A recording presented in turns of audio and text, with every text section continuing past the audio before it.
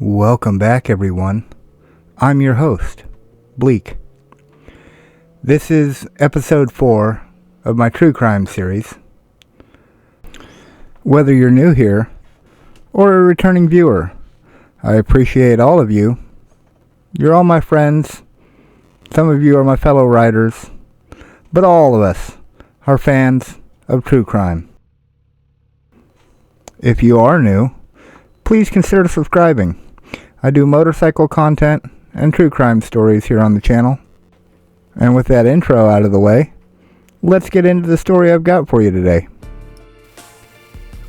The Robinson Family Murders. The mass murder of Richard Robinson, his wife Shirley Robinson, and their 4 children, Richie, Gary, Randy, and Susan. These murders took place on June 25th, 1968.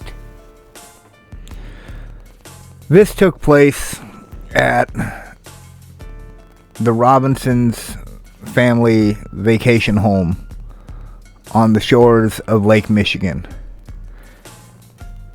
Robinson Sr. was a wealthy publisher. He worked in Detroit. He made good money. His wife and 4 children were along for a scenic vacation, as you do, not knowing it would be their last. The murders began with gunshots ringing out, breaking the still of the scenic views and sounds of the lake.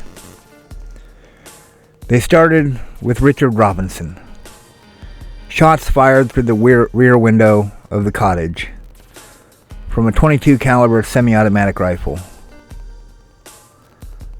This murderer then entered the cottage through an unlocked door and killed the remaining 5 family members. He shot him in the head, also using a .25 caliber automatic pistol. But that wasn't enough. They weren't quite dead, not ready to stop fighting for their family. Both Susan and Richard were also bludgeoned to death with a hammer found at the murder scene. Shirley Robinson's body was intentionally posed so that when the crime scene was discovered, it would lead police to think that the crime was part of a sexual act. Bloody footprints on the floor led those investigators to conclude that one person had committed these murders. And these bodies were not discovered for 27 days, and the condition in which they were found was not great. Due to the time and the location, the bodies were in a state of advanced decomposition. The investigation begun on Monday, July 22nd, 1968. It was headed by the Michigan State Police and the Emmett County authorities. And they already had a suspect, Richard Robinson's employee, Joseph Scalaro III, a 30-year-old who had not been seen or heard from for more than 12 hours on the day of the murders. And when questioned about his whereabouts, his alibis, the information he provided was inaccurate, invalid, highly sus. You see, the police had found 4 empty shell casings and later compared them to shell casings found at the Scalaro house's own shooting range. And they were a match. An identical, exact match. And although Scalaro had claimed he had given the weapons away, maybe they were lost in a tragic boating accident, who knows, a neighbor had told police he had seen the .22 caliber rifle in Scalaro's house not long before the Robinsons were killed. But see, police had another feather in their hat. They had these Sacco bullet casings. Now, Saccos are rare. They're a Finnish cartridge that was only sold for a little bit in 1968 in Michigan. And of the few people who purchased the Sacco ammunition, Joseph Scalaro III was one of those people. Joseph had told investigators a number of lies, attempting to throw them off his trail. Through forensic accounting, it was determined a sum of $60,000 was missing from two combined businesses of Richard Robinson. The two Robinson businesses had been left in the care of Joseph Scalaro prior to the murders.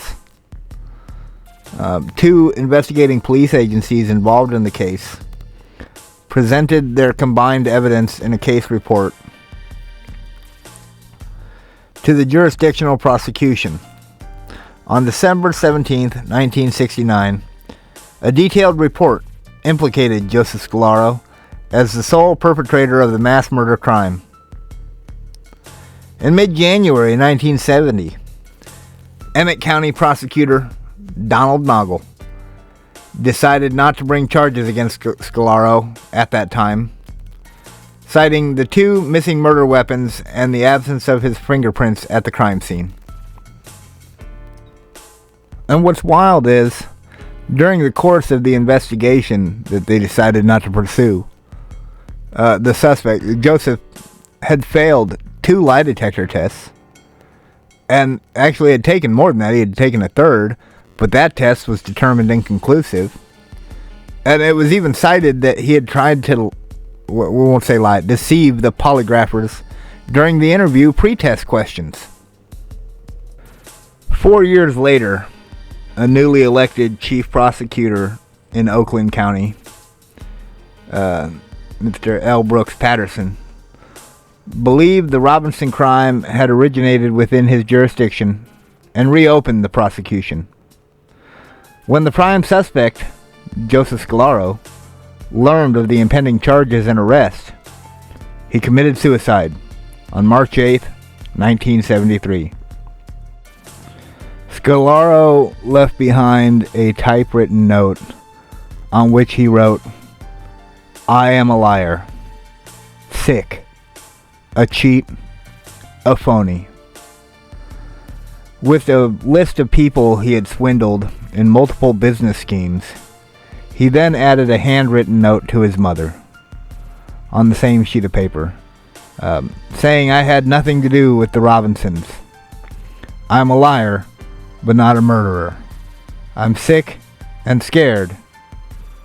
God and everyone, please forgive me." A weirdo law exists in Michigan that does not permit an open murder case to be officially closed. The suicide of the prime suspect, in this case Joseph Scalaro, meant that the case would be placed in an inactive file. Thus, many questions remained unanswered. Over many years, other crime theories have surfaced, but to date, none has ever been substantiated. Those who personally knew the Robinsons were quoted in 2 police reports filed on the case as saying they had never known a better family, man, friend, husband, or partner. The Robinsons were an upper middle class family from the metropolitan Detroit area of Lathrop Village, Michigan. They were shot and killed while vacationing in a cottage just north of Goodhart, Michigan, near the Straits of Mackinac. The case remained unsolved for 15 months. However, when the investigation was completed in December of 1969, all evidence pointed to one person: an embezzling, lying, self-admittedly lying former employee of Richard Robinson, Joseph Scalaro III. There's a saying I picked up along the way somewhere: if you lie about little things, what's to stop you about lying about the big things? And if you lie about big things, you're damn sure going to lie about little things. I don't find many great mysteries in life, not without it being in literature. Most people's motivations, pretty straightforward, pretty simple. In fact, they'll tell you. And all too many of us are motivated by money. Whether the need or want for something more, or even just to get by, pay your bills, and hopefully not hurt anyone. We'll never know what actually happened since Joseph killed himself. I have my theories, and I hope you all have formulated a couple along the way. That's all I got for you. This has been the murder of the Robinson family, and a story by your humble narrator, Bleak Rides. I want to thank you all for coming along. If you're interested in more true crime information, case studies, or just shooting the breeze, there's a Discord available under Bleak Rides. Come join me, won't you? Pretty sure it's open to everybody.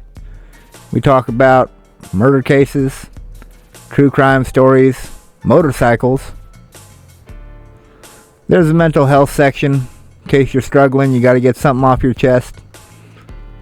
We're all pretty good friends. One of us will try to be as positive as we can. Listen to what you want to say, and like I said, talk true crime. Thanks for coming along, everyone. See you in the next one. Bye.